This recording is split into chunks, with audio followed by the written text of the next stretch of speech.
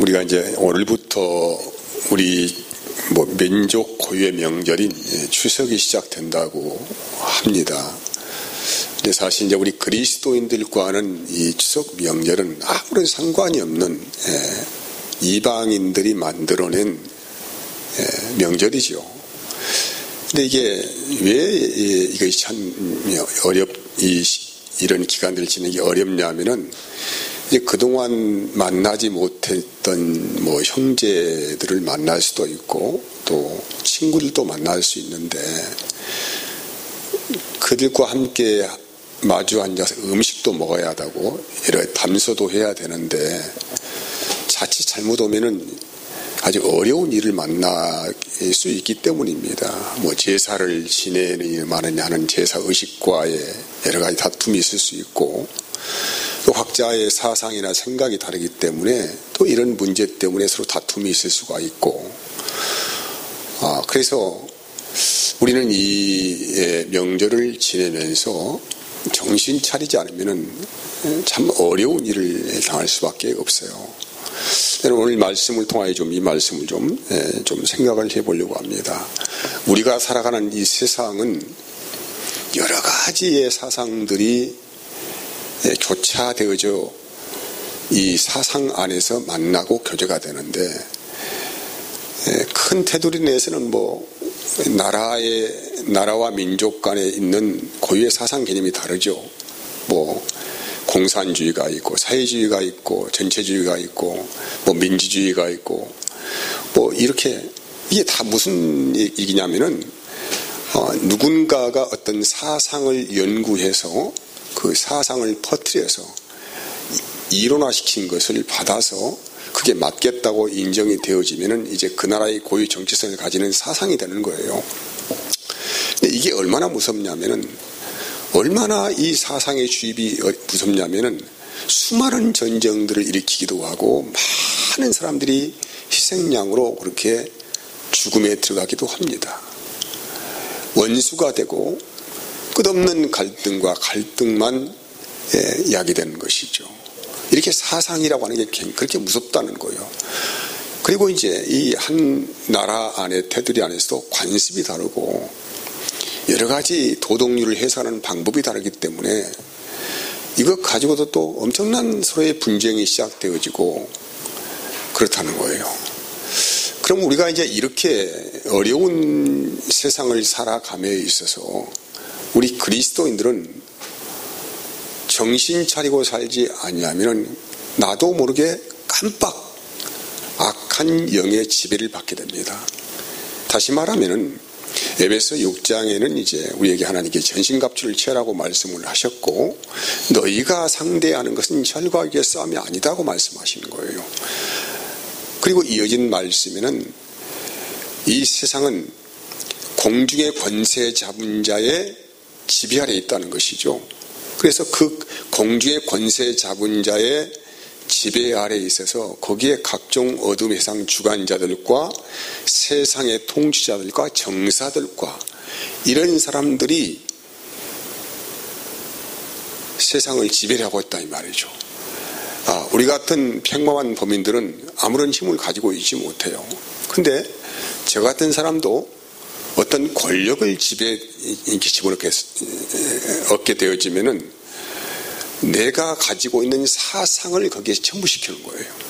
내가 가진 사상이 어떤 A라는 사상을 가지고 있다고 한다면은 이 사상과 권력이 함께 만나는 것 아니겠습니까? 그래서 이 사상을 가지고 세상을 지배를 하려고 하기 때문에 때로는 내가 생각하고 있는 이념이나 사상의 목적을 달성하기 위해서 사람을 죽일 수도 있고 엄청난 또 피해를 상대에게 가할 수도 있고 이런 힘을 갖게 된다 이 말이죠. 이런 사람이 저 같은 사람이 예를 들어서 어때가 이상한 권력을 가지고 있는 사람이 또 이상한 사상을 가지고 있는 사람이 권력을 가지게 되어지면 어떻게 되겠습니까? 세상이라는 것이 아무것도 아닌 것 같지만은 어떤 작은 힘이라도 누가 갖게 되어지면은 반드시 거기에는 뭐가 첨부가 되면 그 사람이 가지고 있는 고유의 사상이 첨부가 되는 거예요. 그래서 이걸 가지고 사람을 죽이기도 하고 엄청난 일을 하기도 하고 그런 것이죠. 그런데 그 배후에 누가 있냐 하면은 공중 권세 잡은 자가 있어요. 공중 권세 잡은 자. 세상에 이론이 그냥 생겨납니까? 그렇지가 않아요. 우리가 태어나면서부터 이제 어떤 문화권에 속하여서 우리가 교육을 받고 살아가고 있어요. 근데 거기에는 그냥 교육이 아니에요. 어디선가 온 어떤 사상이 나도 모르게 주입되는 시간들을 계속 우리가 달려가고 있습니다. 그래서 공산주의 세계에 살아가고 있는 사람들은 민주주의를 이해하지 못하고, 민주주의 안에 틀 안에 살아가고 있는 사람들은 공산주의를 이해하지 못하죠. 그 괴리가 뭡니까? 특별한 게 아니에요. 그가 보고 듣고 성장한 모든 관념의 세계예요, 그것이. 그렇지 않습니까? 그래서 그러면 이것들이 어떻게 생겨났느냐라고 또 뿌리를 켜보면은 하늘에 있는 악한 영들이란 말이에요. 그들이 정사와 권세와 어둠의 주관을 하고 있어요. 그럼 우리가 이번에 중추 과제를 맞이하는데 그냥 분쟁이 있느냐? 그렇지 않습니다. 반드시 거기에는 그 사람이 가지고 있는 고유적인 사상과 가치가 있기 때문에 그 대립이 시작되는 거예요. 그래서 그 대립이 가시적으로는 제사를 지느냐 안 지느냐 뭐 이런 문제겠지요. 네가 가지고 있는 종교가 맞냐 내가 맞냐 이런 싸움이 또 시작하는 거예요. 그럴 때 우리가 어떻게 처신을 해야 될 것이냐에 대해서 오늘 말씀을 좀 살펴보려고 해요. 이사야서 43장 7절 보면 이런 말씀이 있어요. 내 이름으로 불려지는 모든 자 곧 내가 내 영광을 위하여 창조한 자를 오게 하라. 그를 내가 지었고 그를 내가 만들었다는 거예요. 하나님이 우리를 만드신 분명한 이유가 뭐냐면은 하나님 자신의 영광을 위하여서 우리를 창조했다는 것이죠. 내 영광이 아닙니다. 하나님 자신의 영광을 위하여서 내가 창조가 된 거예요. 이사야 43장 21절 말씀. 이 백성은 내가 나를 위하여 지었나니 나를 찬송하게 하려 합니다. 하나님께서 우리를 지으신 분명한 목적으로 또 말씀하고 있는데 그가 나를 찬송하게 하시려고. 이게 얼핏 들으면은 좀 참 말도 안 되는 말이죠. 하나님이 나를 지으신 목적, 그분의 영광을 위하여 살아야 되고 그분을 찬송하며 살아가기 위한 목적으로 나를 지었다는 것에 대해서 얼핏 들으면 좀 이해가 안 가고 하나님이 참 이기주의다. 내가 내 영광을 위해 살아야지. 내가 왜 하나님의 영광을 위해 살아야 되느냐라고 그렇게 반문할 수 있겠지만은 그건 그렇지가 않아요. 인간은 하나님의 영광을 위해서만 살 때 최고의 영예를 누립니다. 최고의 기쁨도 누리고 최고의 감사가 생겨요. 왜 그러느냐? 그걸 굳이 물어본다면은 하나님이 그렇게 만드셨어요. 그런 존재로 우리가 지음을 받았다 이 말이죠. 그러니까 나의 영광을 위해 살아갈 때는 끝없는 탐욕이 나를 지배를 하고 모든 걸 삼켜버릴 마음이 생기게 되어지고 하나님의 영광을 위해서 산다고 생각할 때에는 끝없는 은혜가 나의 삶을 지배를 해버려요.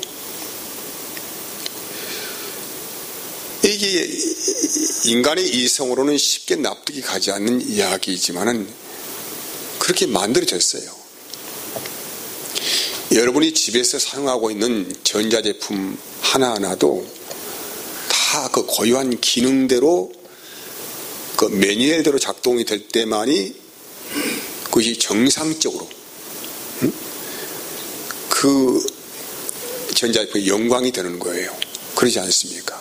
그 사람이 그 전자제품을 만든 고유한 목적이에요. 그 전자제품 그렇게 사용되어야만이 제 기능을 발휘할 수 있고 오랜 수명을 유지할 수가 있습니다. 역시 사람도 마찬가지예요. 하나님의 영광을 위하여서 우리는 짐을 받았어요. 그래서 그 영광을 나타내며 살 때만이 우리는 이 심령 안에 최고의 기쁨이 생기고 하나님을 찬송할 수가 있어요. 여러분, 처음 사람 아담은 하나님의 형상대로 지음을 받았지만은 그 형상이 떠나가 버렸잖아요. 그럼 하나님의 형상이 따라가는 그 자리에는 이제 그 사람은 누구의 영광을 위해 살아가야 됩니까? 마귀의 영광을 위해 살아가요. 그가 받은 저주요, 그것이. 이게 사람이 하나님의 영광이 아니고 타락한 심령 안에서 살아갈 때에는 자기 영광을 위해 산다고 하지만 사실은 누구 영광을 위해 살아갑니까? 마귀의 영광을 위해 살아가요. 마귀가 좋아하는 일을 하게 돼요. 마귀가 기뻐하는 일을 하게 돼요. 그 영의 지배를 받게 됩니다. 그래서 하나님께서 우리를 살려주시려고, 우리를 새롭게 살리시려고 둘째 사람 아담인 예수님을 우리에게 보내셨어요. 그래서 그 둘째 사람 아담 안에서 새롭게 피조가 된, 새롭게 창조가 된 사람을 거듭난 사람이라고 해요. 사람이 재창조가 되었다고 하는 것은 외형적인 육신의 몸이 창조가 된 게 아니에요. 하나님께서 첫사람 아담을 창조하실 때에 몸과 모든 것을 다 만들어 놓으셨잖아요. 기능들을 만들어 놓으셨고 제일 마지막에 하신 일이 하나님의 형상을 그 심령 안에 불어넣으신 것이거든요. 마찬가지예요. 우리의 모든 외형적인 조건은 갖추어져 있습니다. 갖추어져 있는데 이 갖추어져 있는 이 틀 안에 뭐만 집어넣으면 됩니까? 하나님의 형상을 집어넣으셔야 돼요. 어떻게 하셨습니까? 그래서 예수님을 통하여서 하나님의 참 형상인 그분이 오셔가지고 영으로 우리 안에 오신 것입니다. 이것을 하나님의 재창조, 새로운 피조물이 우리가 된 거란 말이에요. 그러면 새로운 피조물이 된 우리는 이제 무엇을 위해 살 때에 최고의 기쁨을 누리고 최고의 영예를 얻습니까? 예, 답이 나왔죠? 답이 나왔잖아요. 여러분, 성경이라고 하는 것은 너무나도 과학적이에요. 너무나도 합리적입니다. 너무나도 논리적입니다. 전혀 비성적인 것이 아니에요. 우리가 귀를 열고 조금만 관심을 가지고 귀를 열고 말씀을 듣기 시작할 때부터 성경은 너무나도 합리적이고 너무나도 이성적이고 너무나도 과학적이라는 사실을 깨달아 압니다. 그러면 하나님의 참 형상의 실체가 뭐라는 거예요? 이제 예수님이라는 거예요. 자, 고린도 4장 3절을 보면은 4절까지 보면은 만일 우리의 복음이 가려졌으면 망하는 자들에게 가려진 것이라. 그 중에 이 세상의 신이 믿지 아니하는 자들의 마음을 혼미하게 하여 그리스도의 영광의 복음의 광채가 비치지 못하게 함이니 그리스도는 하나님의 형상이에요. 진정한 형상이에요. 하나님, 진정한 형상. 그러니까 우리가 하나님의 형상을 보려고 하면은 반드시 만나야 될 분이 있는데 그분이 누구라는 거예요? 예수님. 첫사람 아담에게 부여하신 하나님의 참 형상을 알려고 하면은 반드시 예수 만나면은 그 형상의 실체가 무엇인가를 알 수가 있어요. 이해하시겠어요? 네, 알 수가 있단 말이에요. 그리고 이제 고우 3장 18절 보십시다. 우리가 다 수건을 벗은 얼굴로 거울을 보는 것 같이 주의 영광을 보매 그와 같은 형상으로 변화하여 영광에서 영광에 이르니 곧 주의 영으로 말미암음이라. 그러니까 주의 영, 그 성령을 받은 사람들은 어떻게 변화합니까? 그와 같은 형상으로 변화하여 그 영광에서 영광에 이르게 된다 이 말이죠. 하나님의 최고의 영광인 예수님의 실체를 본 사람은 그리스도의 영을 받은 사람이에요. 그래서 그 영광에서 영광에 이르는 기쁨을 얻게 됩니다. 그러면 이 성령을 통해서 주님의 형상과 그 영광을 우리가 봤잖아요. 보면은 어떻게 되냐면은 주님의 마음과 같이 우리의 심령이 변화를 받게 됩니다. 이게 결론이란 말이에요, 이것이. 왜 하나님의 영광을 보여주느냐? 그 영광은 너도 그리스도의 형상으로 변화하여 하나님의 영광을 매일 보며 살도록 하기 위해서 그 영광을 보여주는 거예요. 그래서 하나님의 형상을 매일 보며 사는 사람들을 뭐라고 하냐면은 새 언약의 일꾼이라고 해요. 새 언약의 일꾼. 지금 제가 꼭 그 새 언약에 설명을 했죠. 새 언약이 무엇인지 성령이 오심을 말하는 거예요. 고전 3장 18절 보세요. 자, 우리가 다 수건을 벗은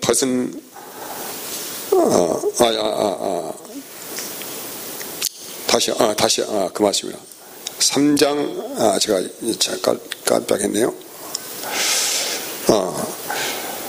7절 보시죠. 7절 보면은 돌에서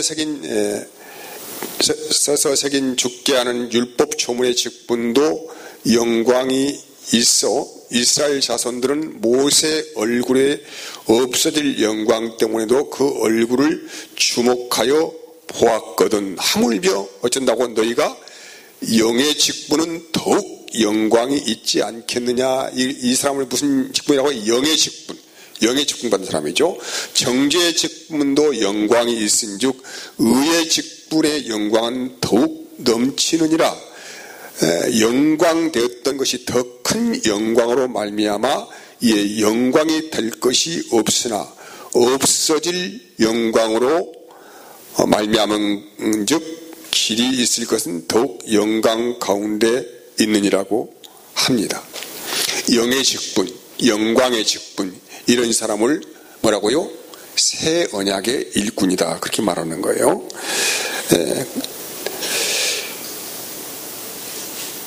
그래서 보세요.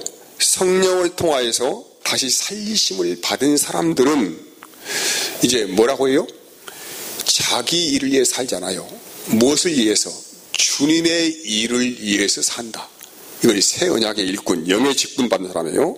그러면 이런 사람들이 어떻게 사느냐? 그분을, 자기 안에 오신 그분을 나타내며 사는 거란 말이에요. 나타내며 살아. 이게 자기를 나타내지 않아요. 누굴 나타냅니까? 자기 안에 오신 그분을 나타내며 사는 것을 영의 직분을 받은 사람, 새 언약의 일꾼, 이렇게 말하는 거예요. 그래서 주님의 일꾼 된 사람들은 철저하게 자기의 옷을 벗어버리죠. 누구의 옷만 입습니까? 주님이 입으신 영광의 옷을 입고 살아요. 이것을 뭐라고 합니까? 빛나고 깨끗한 새 마포를 입었다는 거예요. 빛나고 깨끗한 새 마포를 입었다. 요한계시록은 이 말씀을 성도들의 옳은 행실이라고 말하라고 했어요. 이 영광의 옷을 입은 사람들은 이제 철저하게 복음의 영광으로 자기 자신을 무장하고 있기 때문에 악한 영이 활동하는 것을 볼 수가 있습니다. 알 수도 있습니다. 그래서 알고 있기 때문에 어떻게 할 수 있어요? 미리 대비를 할 수가 있어요. 대비가 중요하잖아요. 그냥 급습당하면 그 피해가 막심하죠. 근데 미리 알고 싸우는 싸움은 충분히 우리가 수를 놓을 수 있다는 얘기죠. 그렇지 않습니까? 그래서 우리가 싸우는 이 싸움은 사람을 상대로 하는 것이 아닌 것을 늘 말씀하는 거예요. 하늘에 있는 악한 영의 지배를 받고 있는 사람들과의 싸움이에요. 그래서 이걸 영적인 싸움이라고 해요.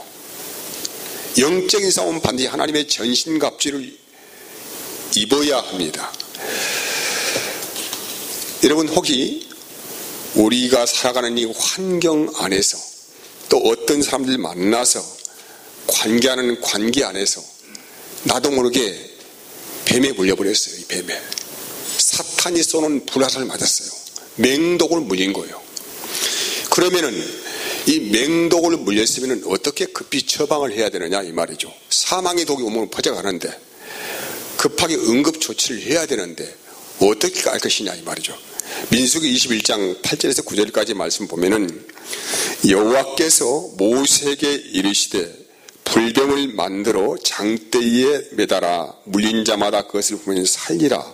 모세가 놋뱀을 만들어 장대에 달린 뱀에게 물린 자가 놋뱀을 쳐다본 중 모두 살았다라고 해요. 이스라엘 백성들이 광야길을 가다가 엄청난 불만이 태어났어요. 너무 길이 험해. 갔던 자리에 또 돌아가고 계속 불만이 막 야기되고 땅끝까지 악이 차오른 거예요. 하나님께 불만 토로했죠. 왜 우리가 이렇게 살아야 되느냐.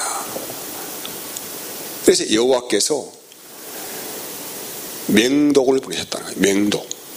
그 맹독에 물림을 받은 모든 사람들이 죽게 되었어요. 사방에서 아우성을 쳐요. 비명을 지르고 있습니다. 그때 하나님께서 모세에게 말씀하시기를 모세야 놋뱀 만들어라. 그리고 높은 장대에 달아라. 왜 높이 답니까? 모든 사람들이 쳐다볼 수 있도록. 200만 명 이상이 된 사람들이 사방에 군집하고 있습니다. 높은 장대에 달아서 놋뱀을 만드는 거예요. 그리고 하시는 말씀이 저 장대 위에 달린 놋뱀을 바라보는 자는 살 것이라고 말씀하신 거예요. 인생에 불만이 가득 차죠. 왜 이런 고생을 내가 해야 됩니까? 이 사망의 독을 마신 거예요. 싸움질하고 다투고 서로가 불만 토로하고 난리가 났어요. 그때에 이게 맹독이야, 맹독. 이 맹독에 물린 자가 이제 사방에서 죽겠다고 화성을 치고 있어요. 그때 하나님의 처방을 뜬다고요? 장대에 높이 달린 놋뱀을 바라보라 이 말입니다. 그 놋뱀이 어떤 뱀입니까? 예수님을 십자가에 달려 죽게 한 놋뱀이에요. 유대인들이 예수를 죽이겠다고 사방에서 고소고발을 합니다. 엄청난 수의 인파가 그 군중 심리를 이용해가지고 막 예수를 죽이라고 난리를 치는 거예요.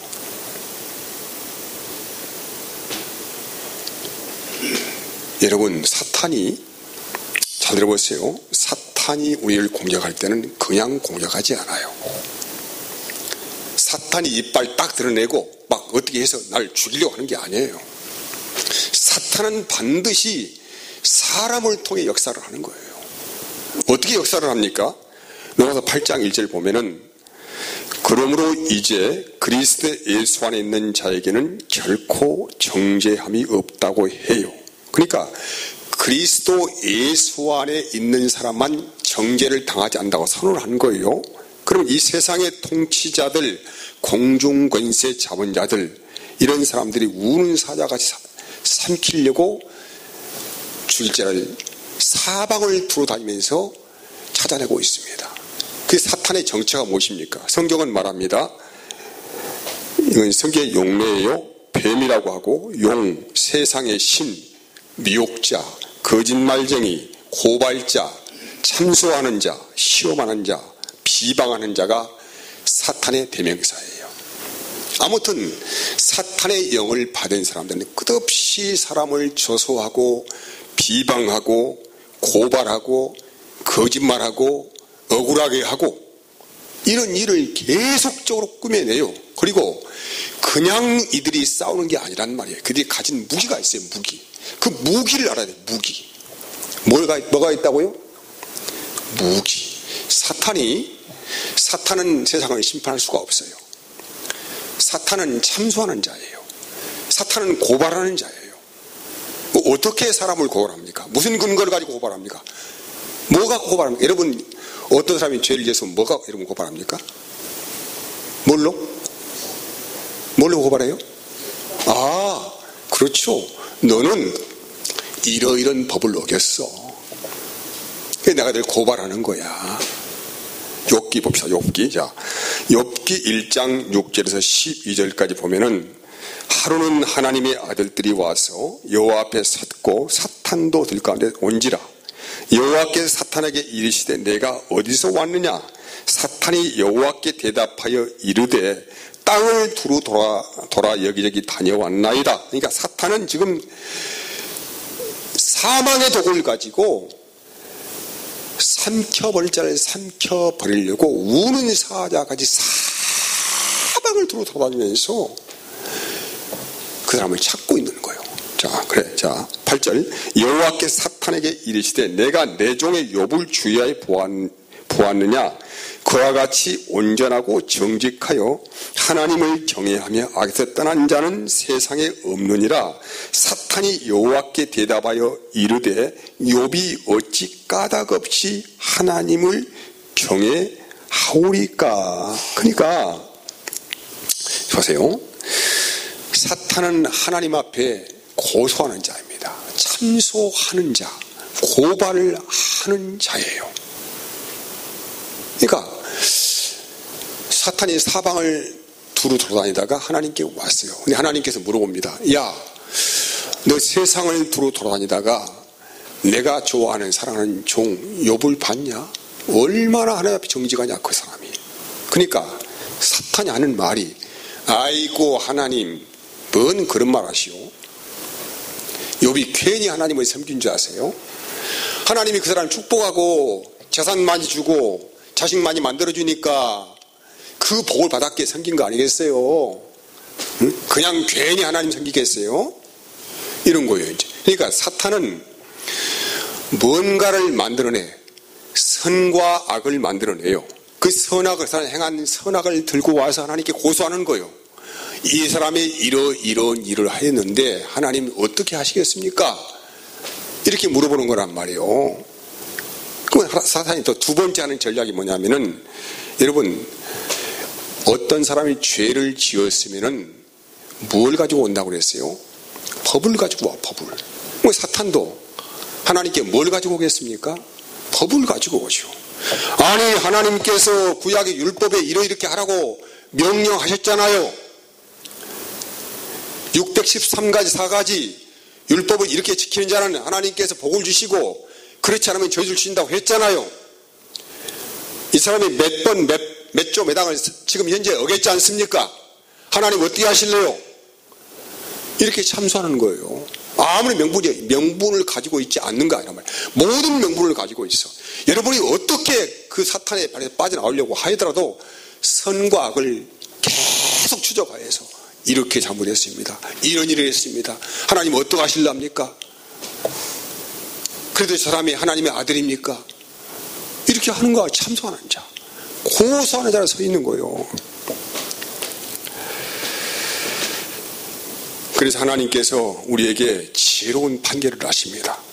고전 2장 6절에서 10절까지 말씀은 우리가 온전한 자들 중에서는 지혜를 말하느니, 하나님의 지혜죠.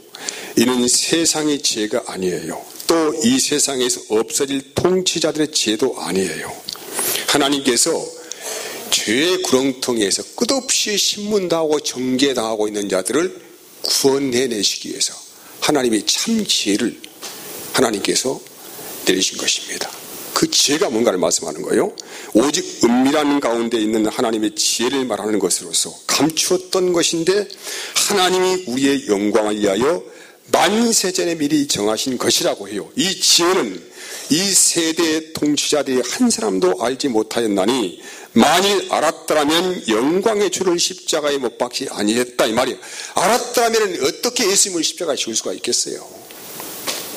아무도 세상의 어떤 지혜자도 어떤 권력자도 어떤 통치자도 이 지혜를 알지 못했어. 그래서 예수를 십자가에 죽으라고, 저자는 하나님을 못 알아가는 자라고, 죽여라고 그렇게 외친 거 아니겠어요? 그때 그 자리에 누가 있었어요? 누가 있었어요? 우리도 함께 있었어요. 우리도 영광의 주를 십자가에 못 박으라고 그렇게 외쳤던 자란 말이에요. 이렇게 읽어봅시다. 이 지혜는 세대 통치자들이 한 사람도 알지 못하였나니 만일 알았더라면 영광의 주를 십자가에 못 박지 아니하였으리라. 기록된 바 하나님이 자기를 사랑하는 자들을 위하여 예비하신 것은 모든 것은 눈으로 보지도 못하고 귀로 듣지도 못하고 사람의 마음으로 생각하지도 못하는 것 같으니라. 오직 하나님이 성령으로 이것을 우리에게 보였다 이 말이죠. 여러분 보세요. 예수님을 책잡아 죽이려고 사탄 마귀는 뭘 가지고 왔습니까? 뭘 가지고 왔어요? 율법을 가지고 왔죠. 율법을 어겼다는 거예요. 처형해야 된다는 말이죠. 그러지 않습니까? 예수님이 다른 제목 때문에 십자가에 달려 죽은 것이 아니고 율법을 어긴 죄 때문이에요. 그러면 예수님께서 율법을 어긴 죄 때문에 십자가에 달려 돌아가셨는데 그 십자가에 돌아가신 영적인 의미 안에는 우리의 죽을 몸을 위하여서 그분이 홀로 모든 하나님의 공의를 세우시는 사건을 말씀하고 있어요. 여러분이 예수 믿다가 수많은 사람들을 통하여서 억울한 일을 당할 수 있어요. 상식도 아닌 말을 가지고 그게 빠질 수도 있습니다. 무례함, 거짓 선동, 여기에 빠질 수가 있어요. 근데 그 모든 것들까지도 누가? 우리 예수님께서 홀로 다 담당하시고 십자가에서 죽으셨다는 거예요. 이걸 뭐라고 하는지 아십니까? 여러분, 우리가 예수를 믿는다는 의미 안에는 그냥 믿는 것이 아니고 반드시 하나님이 우리에게 요구하신 조건이 있는데 너는 악을 악으로 갚지 말라예요. 그럼 악을 이기는 유일한 길이 무엇입니까? 악을 뭘로 이깁니까, 여러분요? 같이 물어뜯고 싸우고 욕하고 공격하고 해서 악을 이길 수가 있어요? 아니죠.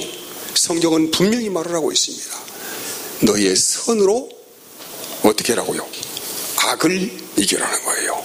로마서 12장 14절에 21절 말씀입니다. 너희를 박해하는 자를 축복하라. 축복하고 저주하지 말라. 즐거워하는 자들과 함께 즐거워하고 우는 자들과 함께 울라.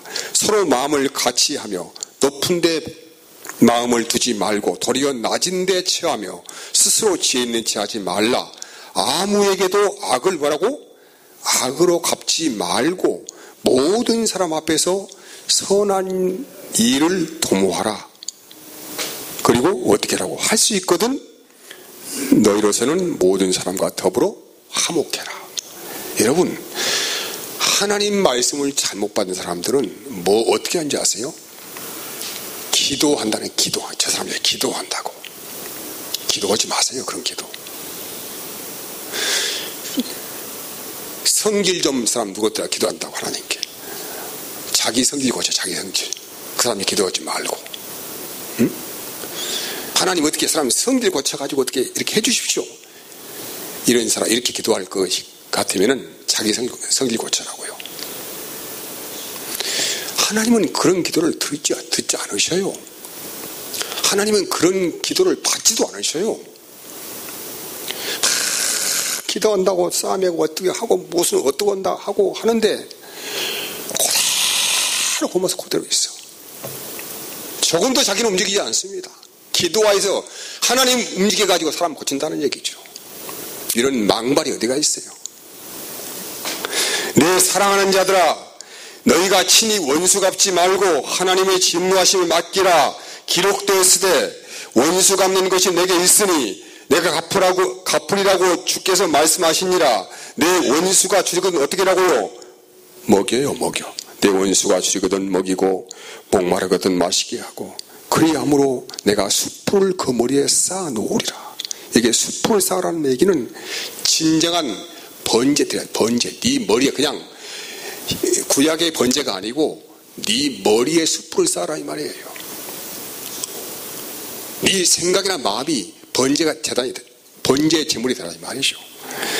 악에게 지지 말고 어떻게 하라고요? 선으로 악을 이겨라고 해요. 여러분을 넘어뜨리려고 수많은 영적 공격이 있을 수가 있습니다.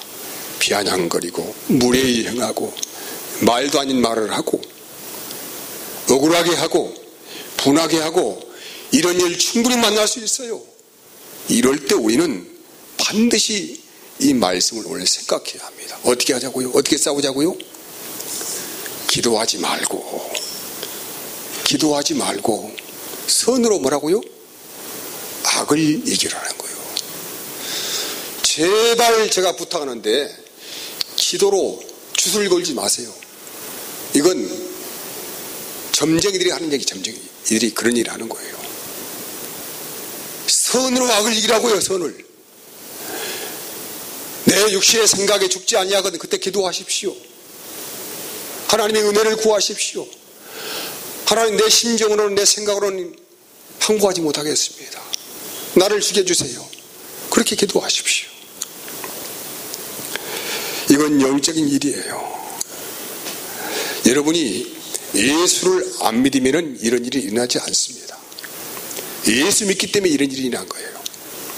원인은 그것뿐이 없어요. 예수 믿지 않으면 함께 자가에서 같이 술도 마시고 같이 놀고 어떻게 하고 교제하고 이렇게 화목하게 지낼 수 있는데 예수 믿기 때문에 사탄의 영적인 공격이 시작된 거예요. 이걸 불화살을 쏜다고 그렇게 말하는 거예요.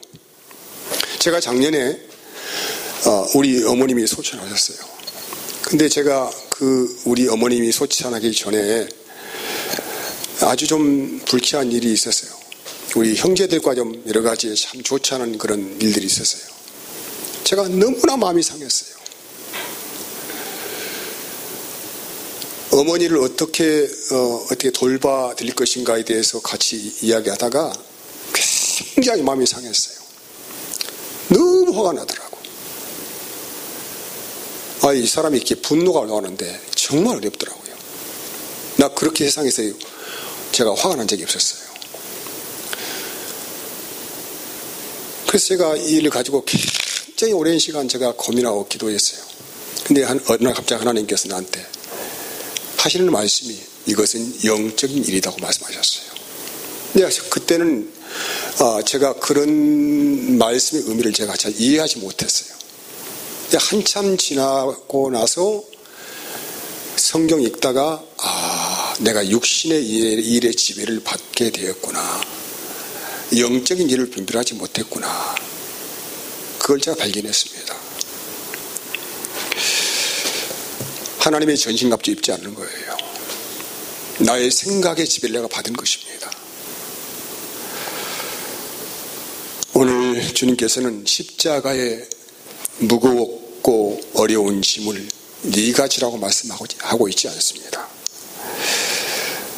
마태복음 11장 18절에 3절 수고하고 무거운 짐진 자들아 다 내게로 오라. 내가 너희를 쉬게 하리라. 나는 마음이 온유하고 겸손하니 나의 멍에를 메고 내게 배우라고 해요. 세상에서 배우지 마십시오. 반드시 주님께 배워야 합니다. 그리하면 너희 마음이 쉼을 얻게 됩니다. 이는 내 멍에는 쉽고 내 짐은 가볍대요. 갈라디아서 5장 1절 그리스도께서 우리를 자유롭게 하려고 자유를 주셨어요. 그러므로 굳건하게 서서 다시는 여기는 종의 멍에, 율법의 멍에예요. 사람 정작에 판단하는 것이죠. 종의 멍에를 매지 말라는 거예요. 자유라고 하는 것은 진리 안에서의 자유예요. 진정한 자유입니다. 그 자유를 누리게 하시려고 주님이 이제는 나에게 배우라고 말씀 것입니다. 빌립보서 4장 4절 7절 주 안에서 항상 기뻐하라. 내가 다시 말하노니 기뻐하라. 너희 관용을 모든 사람에게 알게 하라. 주께서 가까우시니라. 세상의 일들을 그냥 육신의 눈으로 보지 말고 내 안에 계신 주님의 눈으로 바라보시기 바랍니다. 그러면은 성령이 원하시는 마음을 따라서 그 사람을 대할 수도 있고 주님의 관용을 나를 통하여서 나타낼 수가 있습니다. 영적인 일은 영적으로 분별을 해내야 합니다. 마치겠습니다. 하나님 감사합니다. 우리가 이제